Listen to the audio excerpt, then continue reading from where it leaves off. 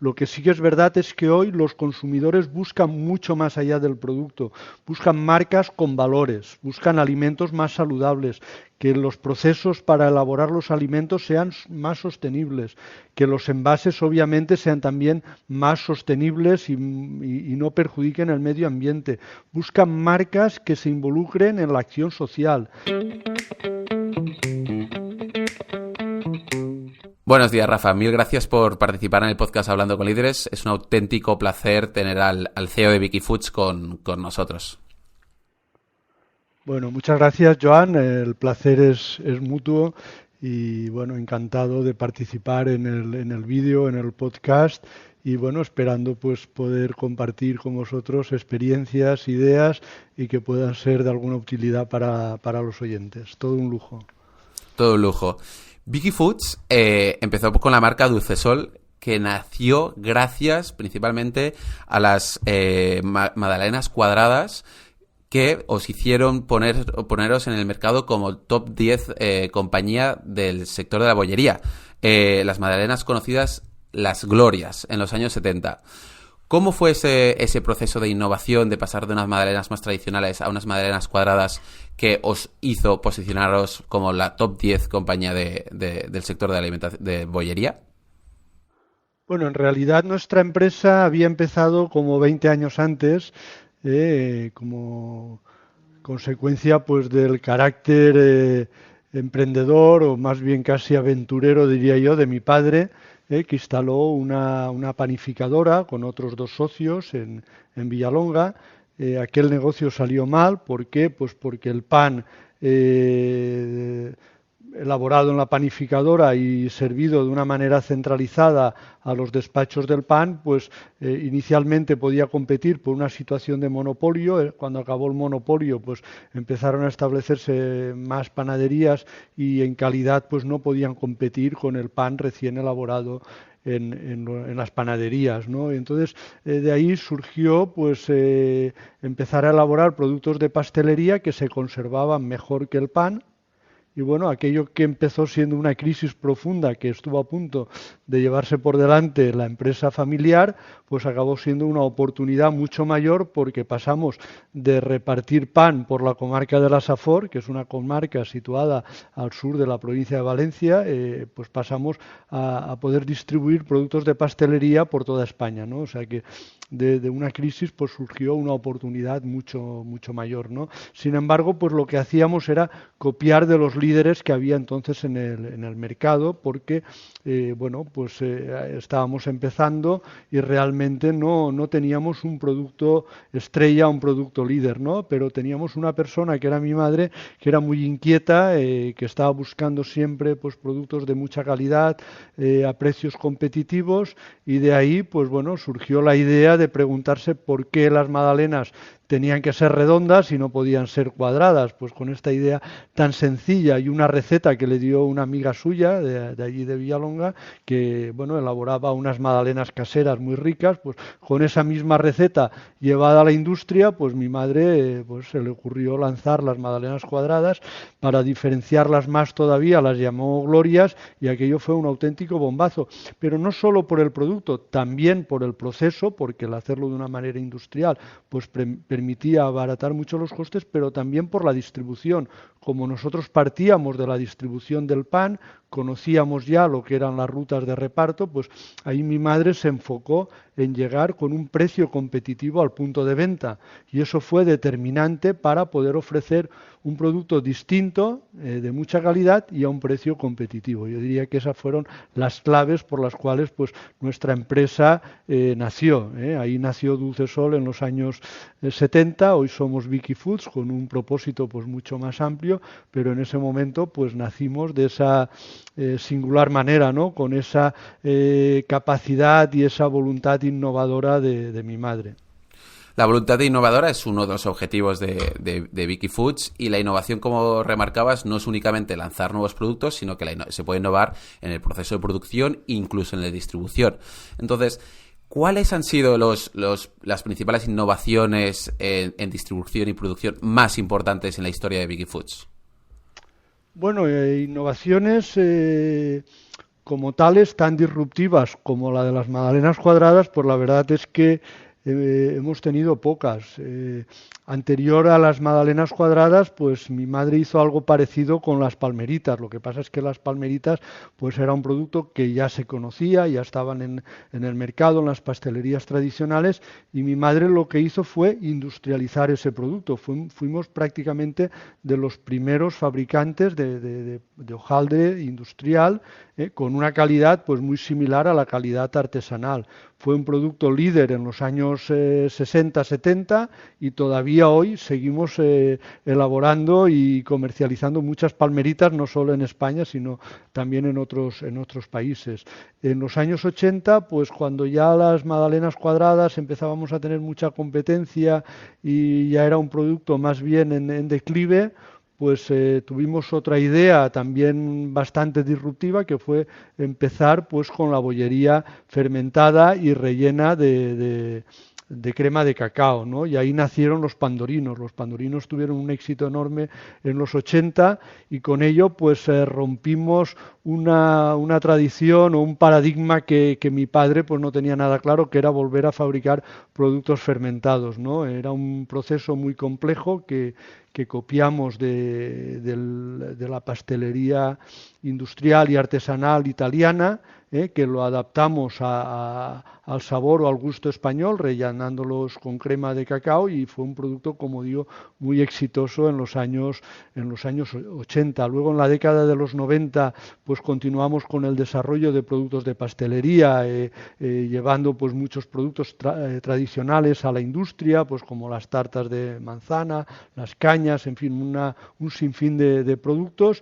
Y ya a finales de esa década pues empezamos de nuevo con el pan, ¿no? Y bueno, siempre hemos estado desarrollando más y más productos, y bueno, hoy tenemos un portafolio tan amplio que sería difícil concretar cuáles nos han dado más éxito o cuáles nos han permitido conseguir más mercados. Siempre lo hemos hecho desarrollando productos pensando pues en cómo abordar nuevos mercados o nuevas estrategias comerciales. En relación a lo que comentabas del pan a finales del siglo XX, por lo que tengo entendido, al final la posición de Bimbo y Panrico en el pan era una posición muy, muy importante, y habíais perdido esa ventaja competitiva que teníais directamente con estos dos competidores, que es Bimbo y Panrico. Entonces, en ese momento, a finales del siglo XX, la facturación del pan era alrededor del 0%, y ahora mismo, por lo que tengo entendido, es alrededor del 40%. Entonces, ¿cómo lo habéis hecho en el modelo de decisiones, más de consejo de dirección, para potenciar el pan y para llegar a ese 40%? Porque seguramente habéis dejado muchas cosas por detrás. Bueno, como te decía antes, Joan, mi padre casi dejó en su epitafio que no volveríamos a elaborar productos fermentados y especialmente pan, ¿no? ¿Por qué? Pues porque tuvo muchos problemas, porque bueno, la fermentación es un proceso vivo y bueno, depende mucho de las condiciones ambientales, de las propias condiciones de las materias primas, y es un proceso complicado. Además, el pan es un producto del día, es un producto que en los años 90 se vendía pues prácticamente con una semana de caducidad o menos, se repartía diariamente en los puntos de venta. Nosotros no estábamos preparados para ese reparto diario, teníamos rutas pero de servicio semanal a los puntos de venta y no estaban preparadas para vender un producto de una fecha de caducidad tan corta, ¿no? Sin embargo, pues nuestros principales competidores en aquella época eran ya Bimbo y Panrico. ¿Por qué? Pues porque fueron pasando del pan, en el caso de Bimbo, a la bollería, o Panrico, en el caso de Panrico, pues de los donuts también con pan, y bueno, también poco a poco iba introduciendo más productos de pastelería y de bollería, y aquí nosotros pues estábamos en una clara desventaja, ¿no? Porque cuando íbamos a un punto de venta, pues los productos de más rotación eran los suyos y entonces nos iban desplazando. Por tanto, teníamos que tomar alguna decisión en ese sentido. Y bueno, como no sabíamos que era imposible, pues decidimos desarrollar un pan con 30 días de caducidad, ¿no? Y como digo, no sabíamos que era imposible, no sabíamos las dificultades con las que nos íbamos a encontrar por el camino. Pero bueno, poco a poco, pues metimos un pie, luego fuimos prueba-error, desarrollando los productos, intentando diferenciarnos de los productos que había en ese momento. Por ejemplo, pues había para cada tipo de pan había un tamaño de rebanada distinta, o sea, un pan de 400 gramos, por ejemplo, pues tenía una rebanada pequeña, un pan de 800, pues una rebanada grande. Nosotros pensamos en ese momento que las sandwicheras eran todas iguales y que las rebanadas lo lógico era que fueran todas también iguales, ¿no? Esto nos salió bien también, pues para nosotros las marcas de distribución era una oportunidad. Las marcas que había en ese momento líderes rechazaban las marcas de distribución, nosotros nos metimos de cabeza en ello y bueno, entre unas cosas y otras pues conseguimos finalmente la fecha de caducidad que requería nuestra distribución, y el fruto de todo ello, pues, y de muchas horas de trabajo, de tener un equipo, pues la verdad impresionante que se ha dejado la piel en esa gama de productos, pues hoy es más del 40% de nuestro volumen de negocio. Realmente impresionante.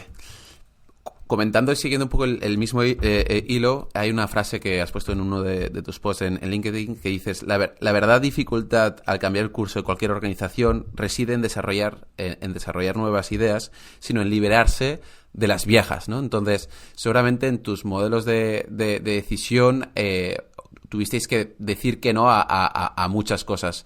¿Cuáles son las principales cosas que habéis eliminado en la trayectoria o en la estrategia de Vicky Foods?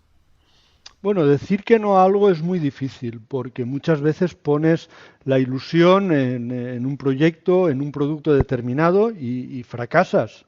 Y el fracaso es natural, o sea, es imposible acertar en todo, ¿no?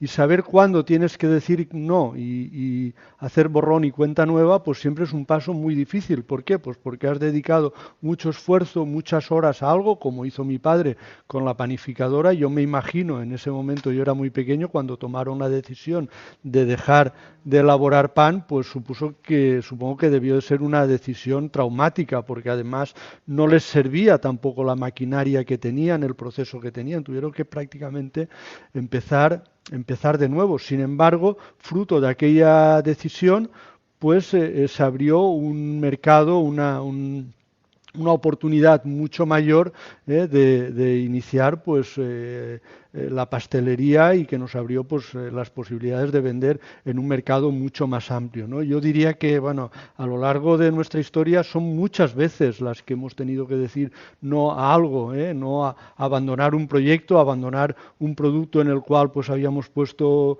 mucho empeño. Lo hemos hecho pues repetidamente, lo hacemos cada año, lanzamos numerosos productos y igual de cada 10 pues se queda 1, 2, 3, 5, depende, pero nunca se quedan los 10, y en los 10 hemos puesto el mismo empeño, la misma ilusión, ¿no? Yo lo que sí que diría es que hemos cambiado nuestra estrategia. En nuestros inicios el producto, o sea, el foco lo poníamos en el producto, y hoy el foco lo ponemos en el consumidor.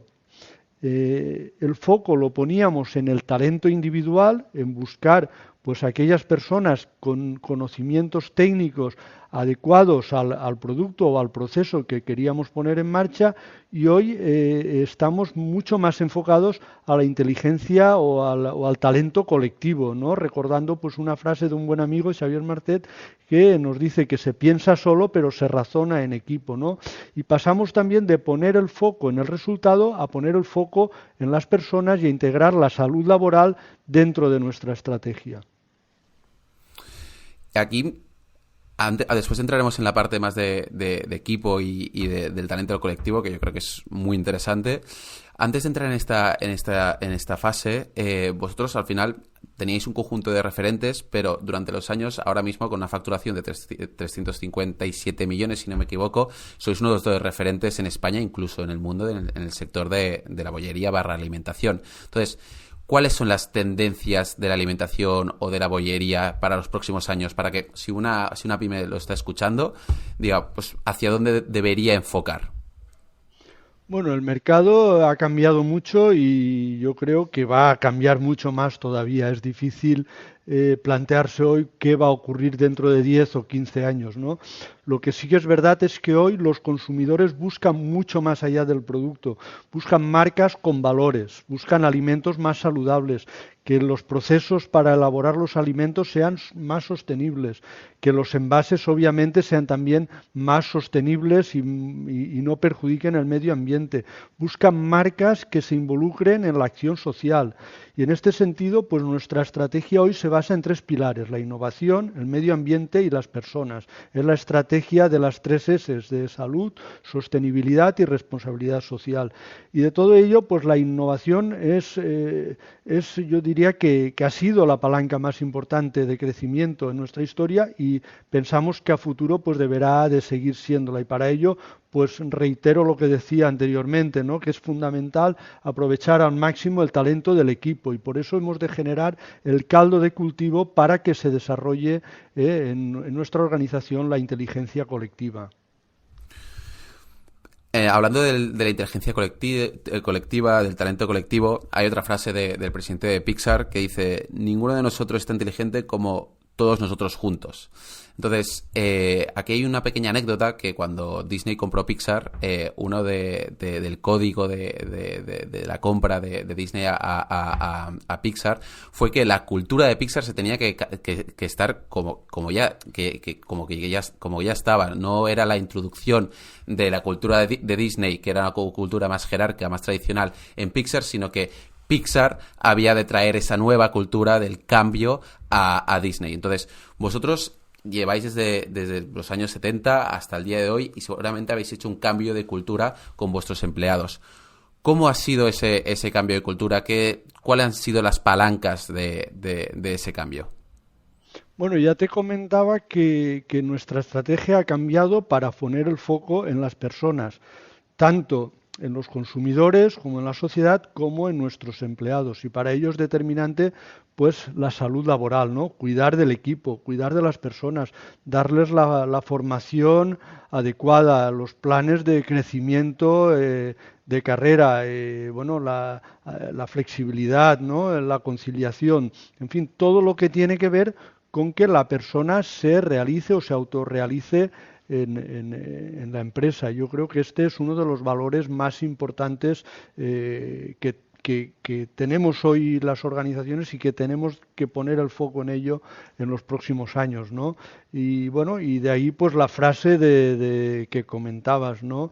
Yo esta frase pues la pude leer a principios de este siglo y bueno, cambió mi vida porque me di cuenta que se generaba mucho más talento, mucha más innovación aprovechando el talento colectivo que con el talento individual y a partir de ahí empezamos a generar equipos multidisciplinares tanto en el desarrollo de procesos como de productos y realmente encontramos soluciones que yo mismo me parecían casi inimaginables, muchas veces que como si estuviera en un sueño, ¿no? de las capacidades que éramos capaces de generar internamente, ¿no? Y todo esto pues a base pues de empoderar nuestros equipos, de darles herramientas para que puedan desarrollarse. Yo creo que pues tiene que ser, como digo, uno de los pilares básicos de nuestros valores y de nuestro crecimiento en el futuro, ¿no? Generar ese caldo de cultivo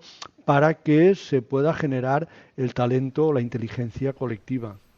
La inteligencia colectiva es sinónimo de coordinación. ¿Cómo conseguís esa coordinación entre equipos, entre individuos de la misma organización, al ser ya 2.600 personas?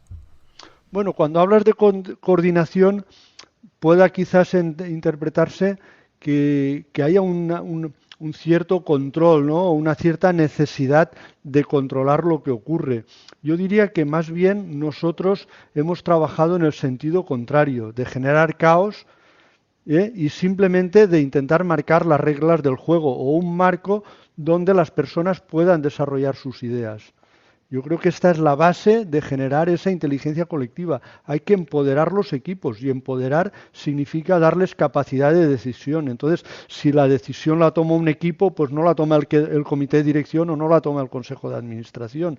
Evidentemente, el equipo pues ha de ser soberano para tomar las decisiones dentro del marco que, que tenemos dentro de la organización. Y yo creo que como consejo de administración o comité de dirección lo que tenemos que ser capaces de generar ese marco y de dotar los recursos necesarios para que los equipos puedan desarrollar sus proyectos, ¿no? Y cuando hablamos de marco, pues hablamos sobre todo de valores. Los valores son muy importantes para nosotros, pues el ser una empresa familiar, todo lo que tiene que ver con las personas, con lo que he comentado anteriormente, qué queremos ser, cuál es nuestro propósito. Nosotros nos costó mucho llegar a definir nuestro propósito, que hoy es innovar para alimentar un mundo mejor. Pues dentro de ese marco, pues dejar terreno para que los equipos construyan sus proyectos y desarrollen sus ideas. Yo creo que esa es la parte más crucial o importante, y dotarlas de herramientas, sobre todo de comunicación interna y de tecnología, para que los equipos puedan desarrollarlas, y también de la formación necesaria para adaptarse a los nuevos cambios o a las disrupciones tecnológicas que estamos viviendo. El objetivo de cualquier compañía es la densidad de talento y de formación del talento que ya tenéis dentro de la compañía. ¿Cómo conseguís esa densidad de talento? ¿Pagáis más que la media? ¿Ofrecéis esa carrera profesional que tanta gente está buscando? ¿Cómo conseguimos esa densidad de talento? Bueno, el talento yo creo que se atrae. Lo que tenemos que hacer es atraerlo. ¿Y cómo atraer el talento? Pues lo que he dicho antes, o sea, dejando que se desarrolle y que se genere internamente, ¿no? Y cuando tú tienes un equipo que es feliz, que desarrolla su talento dentro de la organización, pues ahora va a ser muy difícil que tengas una rotación importante. Y yo creo que esto se mide precisamente con la rotación, ¿no? Intentando pues que sea mínima, intentando pues valorar las personas tanto desde el punto de vista colectivo como desde el punto de vista individual, intentando resolver o darles cubrir las necesidades que necesiten, o sea, todo aquello que necesiten para poder desarrollar su talento dentro de la organización. Una de las bases de la organización, me imagino que es el feedback, la transparencia, la sinceridad. ¿Cómo habéis conseguido esta base tan importante para una organización para colaborar, coordinar y seguir hacia adelante? Bueno, yo creo que lo que se trata es de dar esa capacidad de decisión, ¿no? Esta es la clave, dejar a las personas y a los equipos cancha para que puedan desarrollar sus ideas, y a partir de ahí obviamente hay que valorar los resultados, pero lo más importante es esto, poner el foco en las necesidades, en cubrir las necesidades de los equipos y de las personas para que puedan desarrollarse, ¿no? Y sobre todo pues compartir las decisiones que se toman en cada uno de los equipos, ¿no? Que la información fluya a través de la organización. Para mí esto es lo básico. Todo lo demás pues tiene quizás un papel más secundario. Claro, y compartís mediante pues información, puede ser una newsletter semanal informando de las decisiones de cada departamento. Hay reuniones de departamento. ¿Cómo lo hacéis? ¿Cómo comunicáis internamente las decisiones que se están tomando?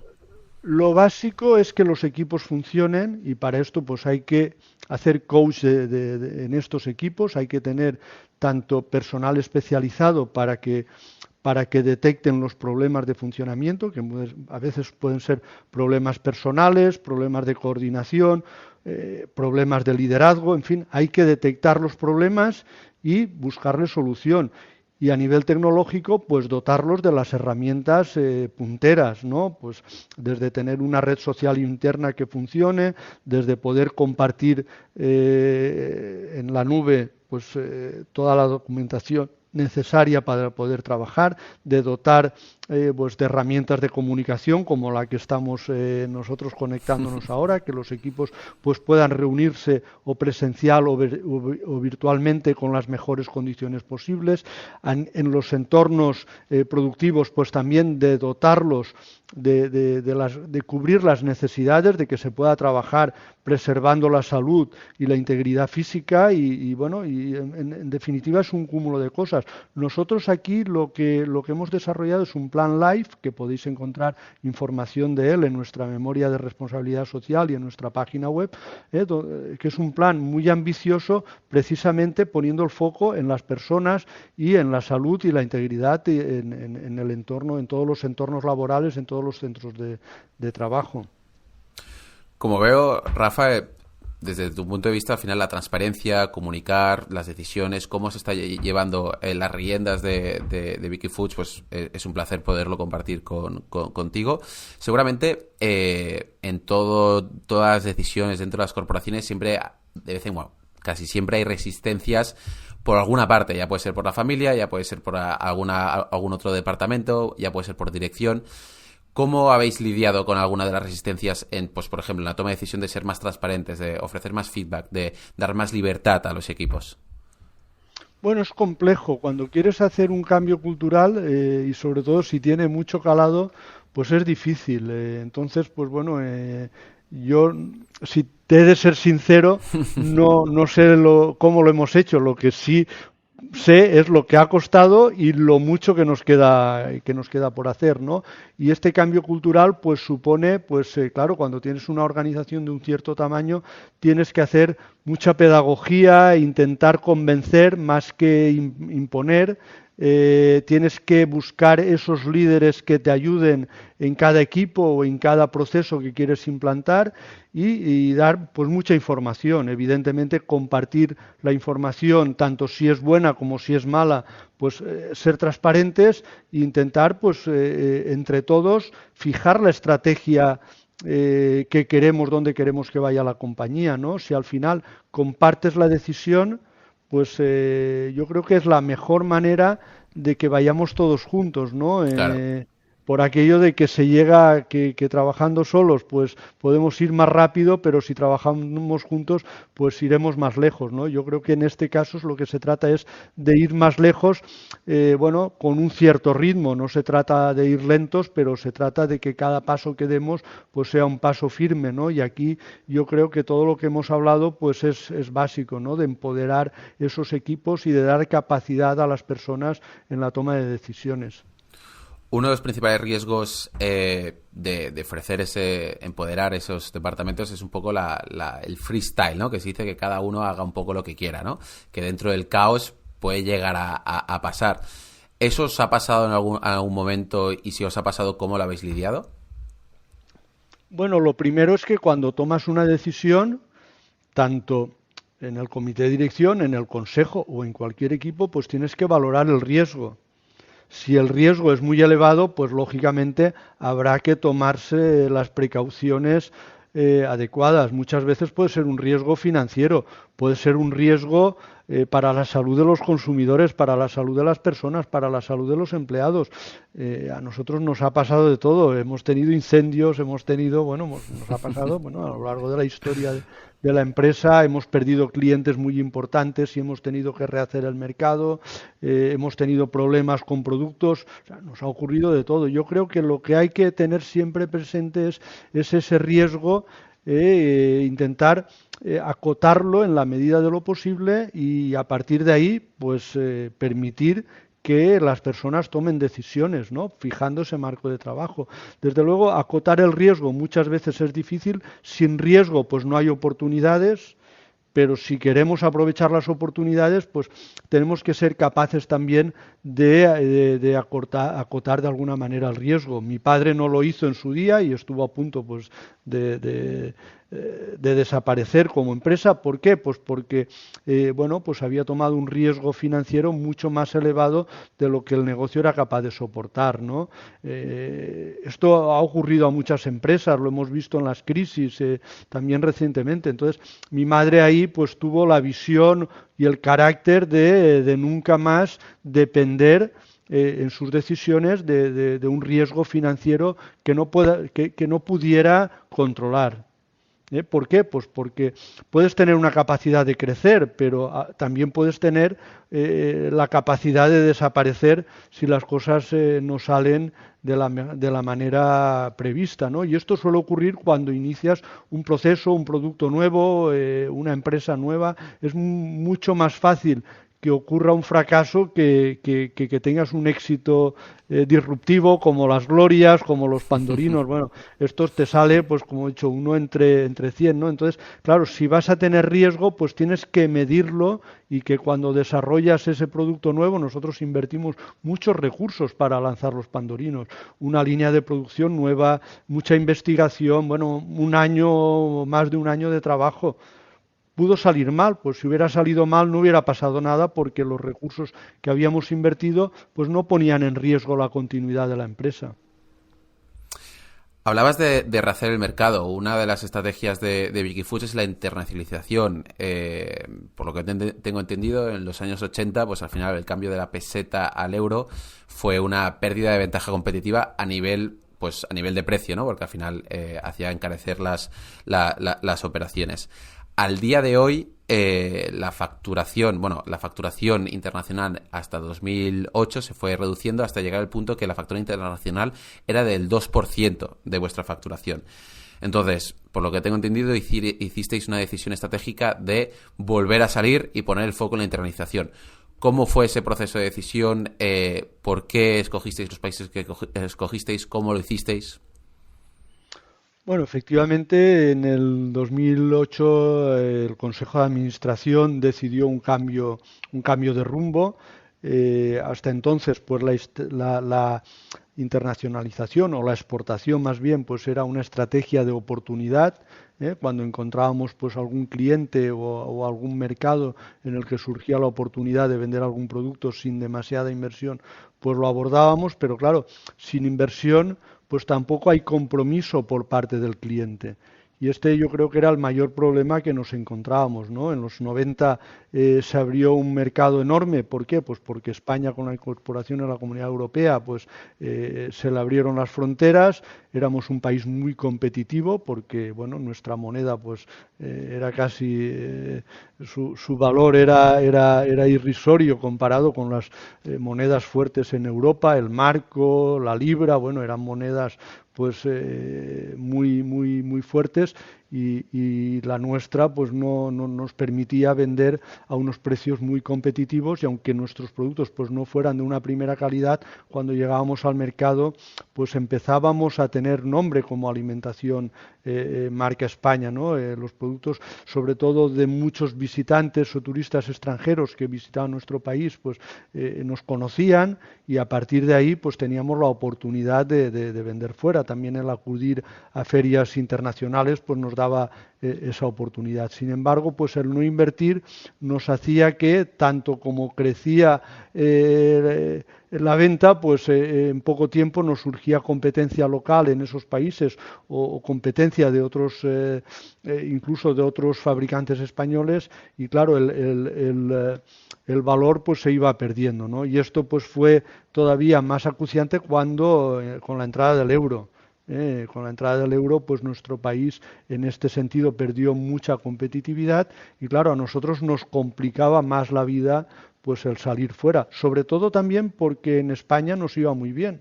En España teníamos clientes muy importantes que nos aportaban crecimiento, y bueno, pues como aquello era un poco más complicado, o no sabíamos hacerlo, más que o no habíamos encontrado la manera de dar con esa estrategia de crecimiento internacional, pues no lo hacíamos. ¿Qué pasó en 2008?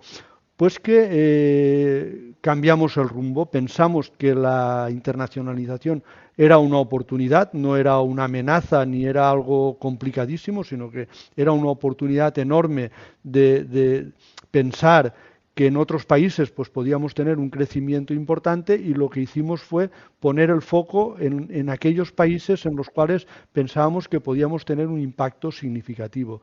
Países de nuestro entorno que ya conocíamos, estamos hablando pues del norte de Italia, de África, estamos hablando de Francia, Portugal, Reino Unido, Italia, países en los que ya vendíamos desde hacía más de 15 años, pero que por falta de inversión en recursos pues no teníamos un impacto significativo. Y este cambio de estrategia fue lo que nos permitió crecer. Decidimos que había que tener una fábrica en otro país y nos pusimos también a ello.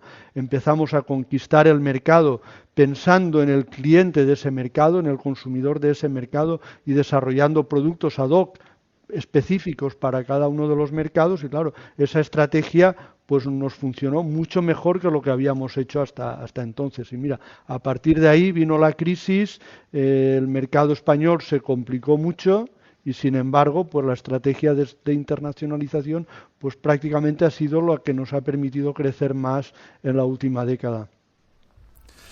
Como decías, la alimentación va muy ligada a la cultura. Entonces, ¿cómo hacíais para buscar ese alimento que creíais que iba a triunfar en cada uno de los países? ¿Y cómo escogíais los países? ¿Hacíais un DAFO? ¿Qué tipo de análisis hacíais para determinar ese es el país que tiene mayor potencial mayor potencial de crecimiento? Bueno, lo primero es que nuestros productos, tanto de bollería y pan, que es los que fabricábamos básicamente en 2008, pues viajan mal, son productos perecederos, voluminosos y de un valor pues relativamente bajo. Entonces, como viajan mal, no podíamos plantearnos pues llegar muy lejos para poder hacer un test de mercado.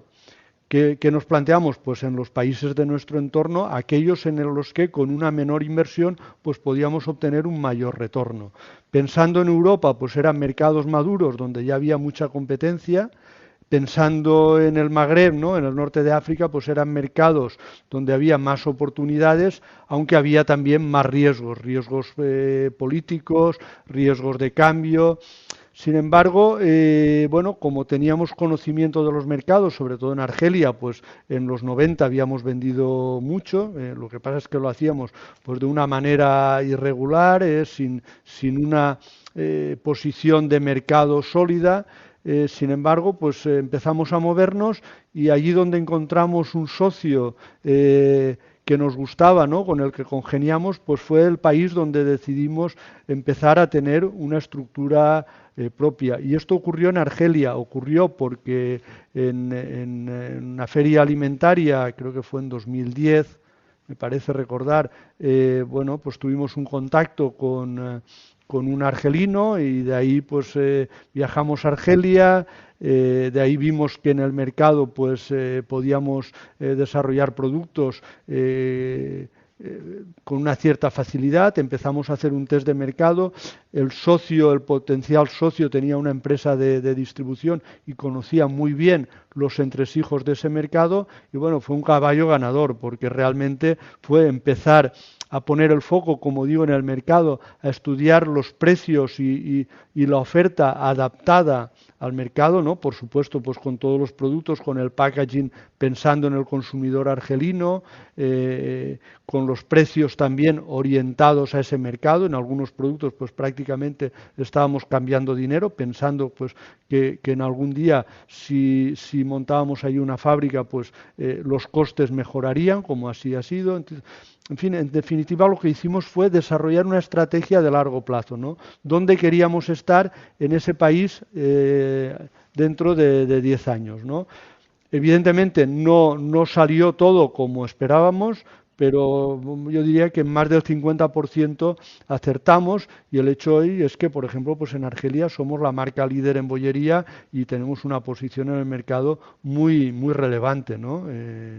Es algo pues que lo hemos conseguido gracias a poner el foco, como digo, en el país, en el consumidor local, y en la manera de llegar al cliente con la distribución adecuada, adaptada a ese mercado.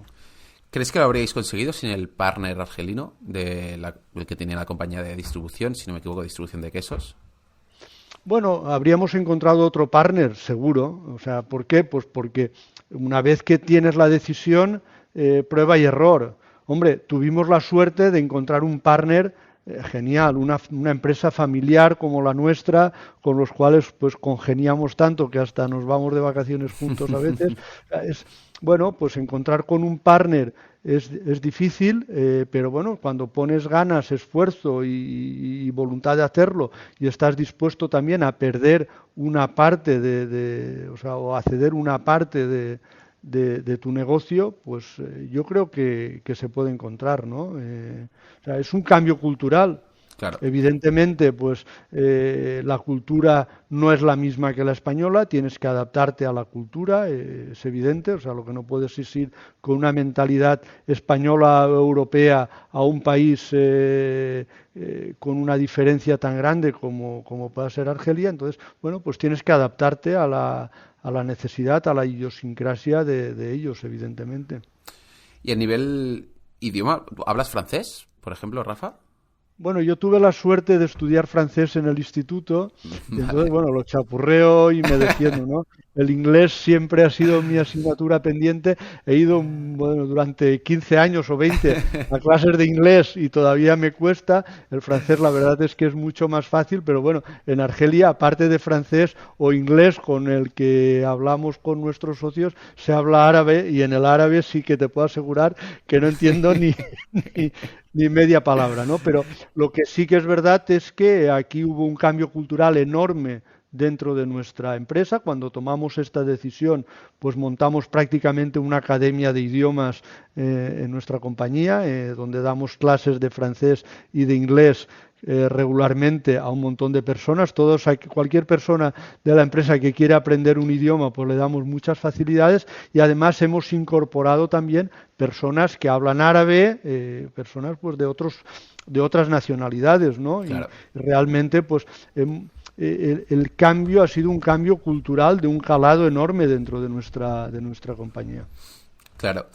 Al principio de la entrevista has dicho pues, el cambio de foco del producto al consumidor, que en algunas frases dices que a veces os lo habíais dejado, pues, aparte, ¿no? No os estabais fijando en el consumidor, os estabais fijando en el producto. En el cambio cultural que hicisteis, os focalizasteis en el consumidor y lo introducisteis en el proceso de toma de decisiones. Entonces, ¿cómo fue este cambio y cómo introducís al consumidor en el proceso de toma de decisiones? Bueno, esto es una situación compleja, ¿eh? Porque nosotros no tenemos tiendas físicas, no llegamos directamente al consumidor, salvo una parte muy pequeña, pues a través de la venta online, que es además de una incorporación reciente. Sin embargo, hay maneras de llegar al consumidor, ¿no? Bueno, cuando no había redes sociales, pues lo hacíamos a través del packaging y a través de la comunicación directa o indirecta. Pero bueno, con la aparición de las redes sociales, pues la verdad es que la oportunidad de conversar directamente con muchos millones de personas está abierta, ¿no? Y nosotros intentamos desde el minuto cero, pues empezar a posicionarnos ahí, ¿no? A escucharles, a recibir opiniones buenas y malas, ¿no? Y lo que hay que hacer pues es aprender de ello, intentar pues poner el foco cuando tomamos las decisiones de cambios de productos, de cambios de packaging o de cambios de formatos, pues pensar también en la opinión de los consumidores. Y bueno, lo que hemos hecho ya más recientemente ha sido lanzar una plataforma que la llamamos Wikifooders, es una plataforma de co-creación con consumidores donde lanzamos retos y donde tenemos pues un montón de aportaciones de aquellos early adopters, ¿no? Aquellos consumidores más frikis, ¿no? Que les gustan más pues las tendencias o los nuevos desarrollos de productos y nos ayudan pues a co-crear, ¿no? Ahí damos premios, bueno, la verdad es que esta es una parte de incorporación reciente y que todavía pues estamos trabajando mucho en ello, pero vamos, hoy lo que es evidente es que hay herramientas de comunicación suficientes para conectar con los consumidores, y lo que hay que hacer y lo que tenemos que ser capaces es de sacar el máximo partido de ellas. Yo, de hecho, pues intento ser muy activo en las redes sociales pensando en que ese cambio cultural, cuando queremos una empresa o una marca de gran consumo, pues tenemos que tener al consumidor en nuestra mente, y no solo como marca, sino como personas. Porque al final el consumidor quiere saber quién está detrás de la marca, y esto es muy Claro, importante, no dar una conversación impersonal, ¿no? Cuando entras y te sale un chatbot o un robot contestándote de algo, pues te genera una claro. impresión muy negativa, ¿no? Cuando te sale que es Rafa, que es el CEO, que te sale Chimo, que es el responsable de calidad, o José Vicente, que es el responsable de responsabilidad social, pues te genera mucha más empatía, mucha más cercanía, y yo creo que esto es lo que hay que hacer, poner a las personas también, darles visibilidad para que los consumidores sepan pues qué es lo que hay detrás de las marcas y nos ayuden pues con sus ideas, con sus opiniones a mejorar. Yo creo que se trata de esto, y que hoy hay muchas herramientas para poder gestionar esa comunicación. Mejorar y definir las prioridades. Antes has dicho que las tres principales prioridades eran salud, sostenibilidad y responsabilidad social. Entonces, dentro de estas tres prioridades, cuando decisteis que eran estas tres prioridades, ¿eran las únicas que teníais? ¿O cómo fue el proceso de filtraje? Es decir, realmente son estas tres donde nos hemos de focalizar.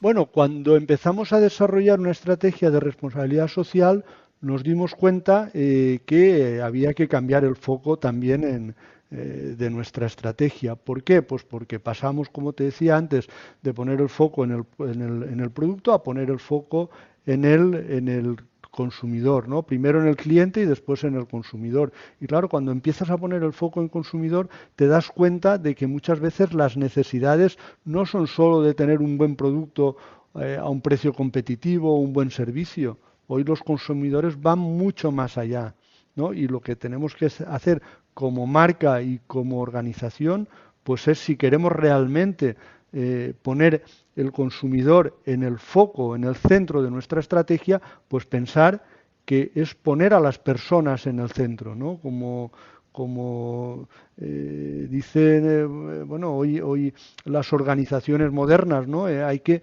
poner a la persona en el centro de la organización. Y de eso se trata, de ver cómo somos capaces de implementar una estrategia que lo haga. Y por ello, pues las tres S, ¿no? Salud. ¿Por qué salud? Pues salud desde el punto de vista de mejorar la calidad nutricional de los productos que elaboramos, pero también salud laboral de, bueno, pues pensar que si ponemos el foco en la salud también vamos a ser más eficaces a la hora de conseguir nuestros logros. Evidentemente, si tenemos personas con más salud, pues nos van a aportar más que si tenemos personas en las que no somos capaces de cuidar ese aspecto tan importante, ¿no? En la sostenibilidad, pues lo mismo. Al final la sostenibilidad también es eficiencia. Si aprovechamos mejor los recursos naturales, producimos menos residuos, pues también nos gastamos menos. Si consumimos menos energía, pues también nuestros procesos son más competitivos. En definitiva, sostenibilidad y eficiencia van de la mano, pero también hay que cuidar el medio ambiente, pues si algo ha puesto de relevancia la pandemia es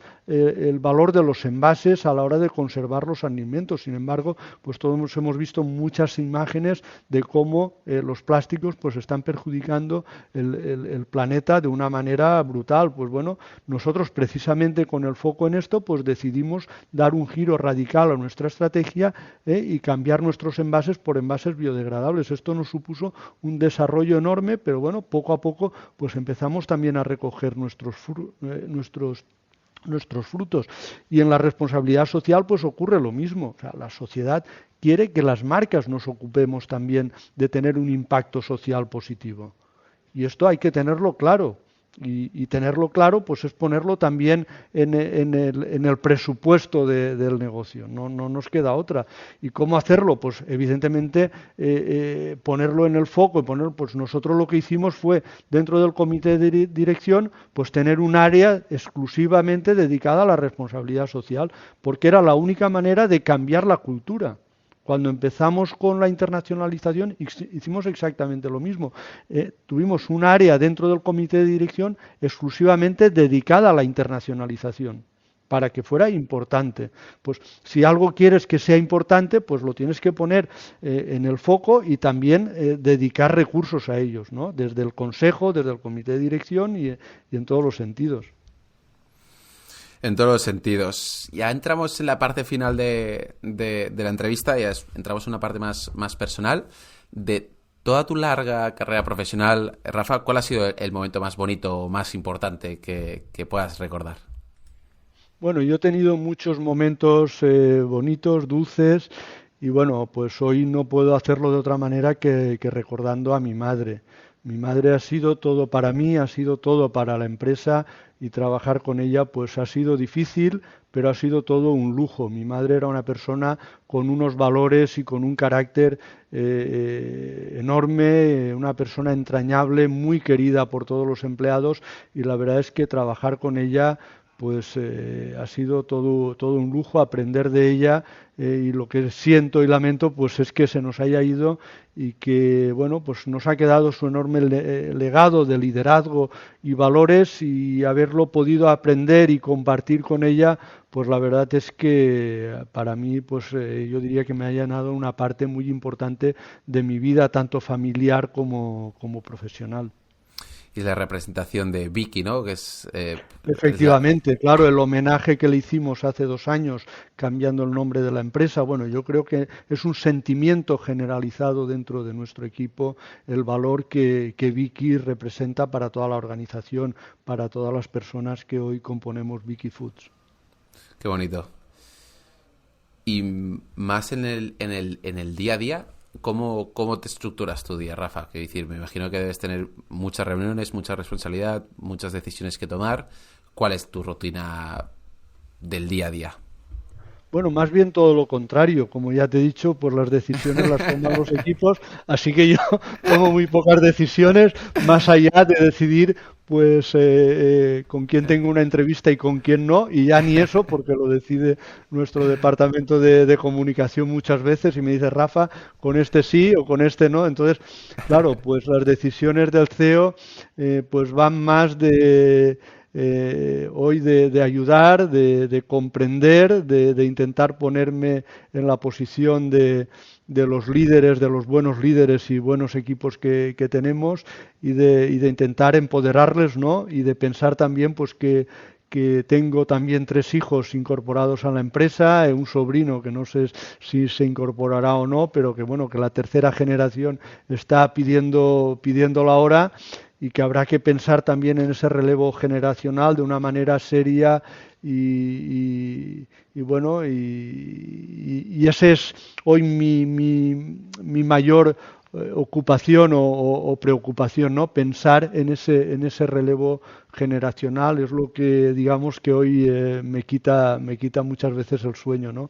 Cómo hacerlo de la mejor manera posible para que ese testigo pues se quede en las mejores manos, y que todas las personas que hoy componen Vigifoods pues se sientan comprometidas también con los nuevos líderes que tengamos en el futuro. A nivel de política de sucesión, hay grandes corporaciones familiares que tienen una política muy establecida, a nivel de generaciones, etcétera. ¿Vosotros tenéis este tipo de políticas o también es un poco según el momento, según la sensación, según el papel y el liderazgo que están cogiendo esta nueva etapa de la familia? Bueno, nosotros hemos trabajado mucho en los últimos años en todo esto. Tenemos un consejo de familia, un protocolo familiar, un consejo de administración con consultores externos, en fin. Yo creo que los deberes en este sentido, solo en este sentido de, de ocupación, pues los hemos hecho. Sin embargo, yo creo que lo más importante es ser capaces de trasladar esos valores y esa capacidad de liderazgo que a nosotros, a mi generación, nos ha trasladado Vicky, pues ser capaces de trasladar ese legado a la tercera generación. Y para eso, pues yo creo que no hay ningún manual, porque depende muchas veces de las personas, depende de lo que hemos vivido como familia, y eso es imborrable, eso genera una huella que no puedes cambiar, entonces tenemos que adaptarnos a las nuevas circunstancias, tanto del mercado, de los cambios disruptivos que estamos viviendo, como de las capacidades que tienen los integrantes de la nueva generación, y con esa amalgama pues intentar dejar por lo menos, como digo, el marco, los valores y ese legado de liderazgo en el cual ellos pues sean capaces de tomar sus propias decisiones en el mejor sentido. O sea, lo que no podemos hacer ni debemos de hacer es decidir por ellos. Yo creo que nosotros nos corresponde cederles el testigo en las mejores condiciones, pero a partir de ahí quienes tienen que correr en la dirección que quieran, pues desde luego que han de ser ellos, y lo que yo creo que haríamos muy mal es marcarles los pasos, las zancadas o lo que tienen que hacer. Yo creo que tienen ya suficiente capacidad y recorrido como para poder hacerlo, ¿no? Nuestra decisión tiene que ser decidir el momento más adecuado, y a partir de ahí pues saber dar un paso atrás, que yo creo que es ley de vida, ¿no? Y es lo que nos corresponde pues a la generación que sale, ¿no? Saber cuándo es ese momento y hacerlo pues en las mejores condiciones y dejarlo en las mejores manos posible. Con toda la experiencia, ¿qué le dirías al Rafa de 18 años? Bueno, le diría tantas cosas, pero bueno, recordando a Vicky, recordando a mi madre, pues lo que le diría es que escuchara mucho a su madre, que sabe muchas cosas, que tiene una experiencia enorme, y que yo, pues si de algo me arrepiento es de no haberla escuchado bastante, ¿no? No de haberle hecho más o menos caso, porque bueno, al final, como digo, la nueva generación, y en este caso me correspondía a mí también hacer cosas nuevas y tener mi estilo, ¿no? Pero sí que es verdad, pues que escuchar más, yo creo que ha sido algo que ese Rafael o ese Rafa de 18 años, pues tendría que haber hecho. Mil gracias por tu tiempo, Rafa. Ha sido un auténtico placer, una lección maestra del sector de la alimentación, de la dirección, de cómo las nuevas compañías han de tirar hacia adelante. Mil gracias por tu tiempo, Rafa. Muchísimas gracias, Joan. Ha sido un placer enorme, de verdad, y también de aprendizaje con todas estas reflexiones. Así que espero pues que pueda ser de utilidad para los oyentes. Y nada, un cordial saludo a todos desde esta cámara y desde este micrófono. Hasta pronto. Chao. Hasta pronto, Rafa. Un abrazo. Adiós, gracias.